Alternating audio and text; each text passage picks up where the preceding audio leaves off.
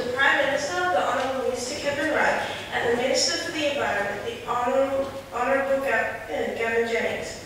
Animal cruelty is prevalent across the country in both rural and urban areas and cuts across socio-economic boundaries. Animal cruelty affects everyone, and not only just us, but the animals which live alongside us. The laws for animal cruelty regarding punishment need to be tougher.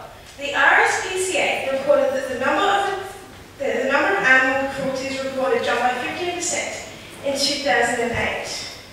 There was a total of 13,517 cruelty complaints investigated, 524 cruelty prosecutions, and 46 cases of cruelty discovered during routine inspections in Victoria in 2007 to 2008, as reported by the RSPCA's Australian National Statistics.